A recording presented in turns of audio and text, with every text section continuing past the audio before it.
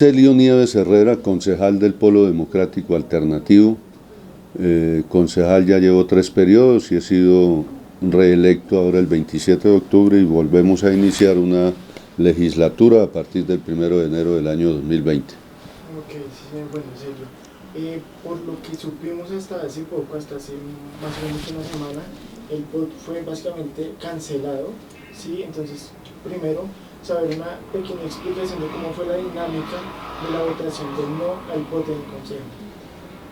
Bueno, más que cancelado en el lenguaje aquí de la corporación, pues fue un POD que se archivó, que fue derrotado en la discusión. Cuando hablo de derrotado, es la iniciativa que presentó el alcalde de la ciudad de Bogotá, el señor Enrique Peñalosa. Como su vocero estuvo acá siempre el señor secretario de Planeación Distrital, el doctor Andrés Ortiz. Y hay unas dinámicas que están establecidas en el reglamento de la corporación. Después que cualquier iniciativa, sea de los concejales o del gobierno de la ciudad, sea presentada a la corporación, se da un sorteo para establecer quiénes son los ponentes. Normalmente, cuando son iniciativas de las administraciones distritales, por decisión de la presidencia de la corporación en el marco del reglamento, se hace un sorteo que involucra a 3 concejales de distintos partidos de la ciudad de Bogotá. Realizándose ese sorteo, que recayó en los concejales Juan Grillo, la doctora Lucía Bastidas y quien les habla, Celio Nieves Herrera, del Polo Democrático Alternativo. Uno tiene unos tiempos para radicar una ponencia, 10 días a partir de la decisión que se tome, pero igualmente pueden surtirse unas prórrogas cuando los proyectos son abundantes o son complejos para la ciudad de Bogotá y para la discusión del Consejo.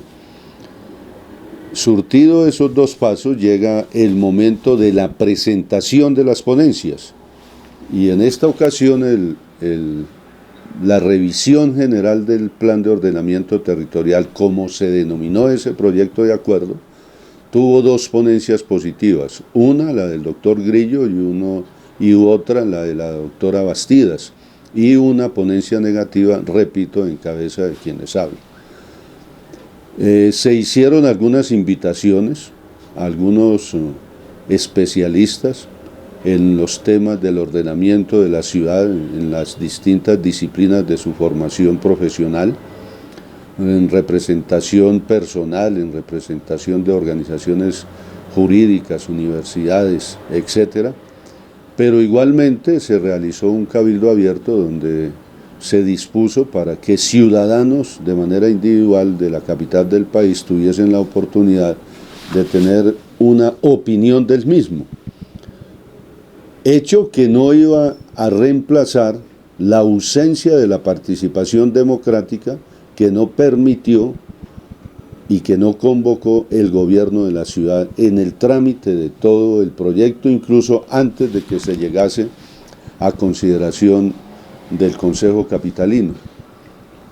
Estando ya en los últimos días, pues se llega el momento de tomar decisiones, porque esta es una corporación administrativa política de elección popular y las definiciones se toman por el voto de los integrantes, en primera instancia de las comisiones, y luego si se surte un escenario positivo, entonces pasa a una segunda decisión que es la plenaria. Estando en la comisión, después de animarse una discusión en las últimas horas del sábado 2 de noviembre, se pone en consideración, porque así también lo ordena el reglamento, que cuando exista una ponencia o varias ponencias negativas en el marco de la discusión de un proyecto de acuerdo, se tiene que someter a votación primero la ponencia negativa, y eso fue lo que se hizo. Y tuvo una votación favorable de 8 votos contra 5 que estaban en desacuerdo con la ponencia negativa.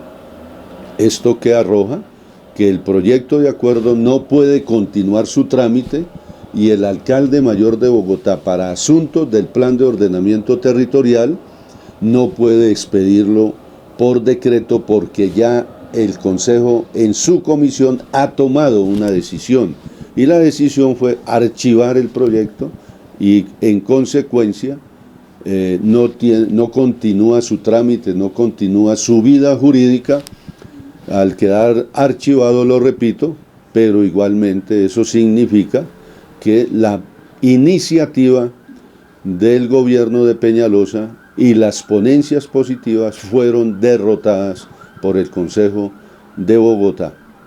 Bueno, en el estricto sentido de la presentación de las ponencias, esas dos, ¿sí? Eso lo hace uno desde el estudio que realice, desde la discusión, desde el acompañamiento de los asesores de cada una de las unidades de apoyo normativo que cada uno de los concejales tenemos. Y uno voluntario y con responsabilidad, seguramente sin estar de acuerdo con otras expresiones o manifestaciones en el Consejo, la doctora Bastida y el doctor Grillo tomaron la decisión de presentar una ponencia positiva en consideración, en que tuvieron la consideración mejor de que esta era un POD que le podía servir a la ciudad de Bogotá, contrario a la mirada, al estudio, a la visión que yo tengo sobre la ciudad de Bogotá, porque este POD presentado por Peñalosa no mejora en síntesis la calidad de vida de los bogotanos, sino que hace lo contrario y pone un plan de ordenamiento territorial a 12 años, a 16 o a 20 años seguramente, al beneficio de unos pocos particulares y no de la mayoría de los que vivimos en la capital del país. Bueno, en ese caso...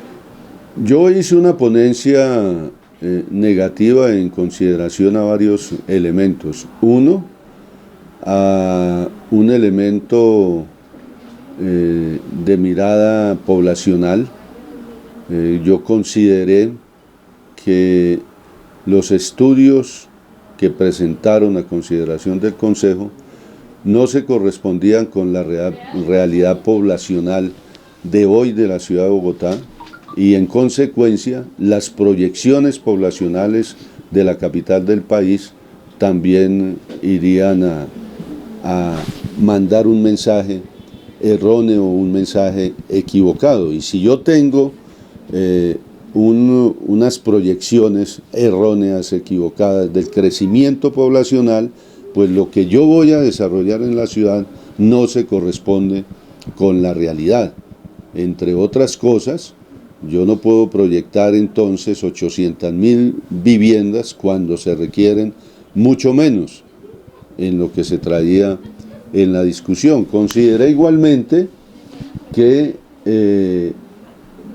este plan de ordenamiento territorial no iba a beneficiar la calidad del aire en la ciudad de Bogotá, todo lo contrario, iba en perjuicio del mismo, en tanto que este POD afectará, o afectaría, porque ya afortunadamente no está en tránsito, no está en trámite, afectaría la estructura ecológica principal, entiéndase como elementos de la estructura ecológica principal, afectar los cerros orientales, los humedales, las fuentes hídricas, los parques, los bosques que hay en la ciudad de Bogotá. No se trabajaba en la restauración y protección de la reserva Tomás Van der Halmen. Se irían a afectar los bordes capitalinos, principalmente el borde norte, el borde sur y el borde occidental en la cercanía del río Bogotá.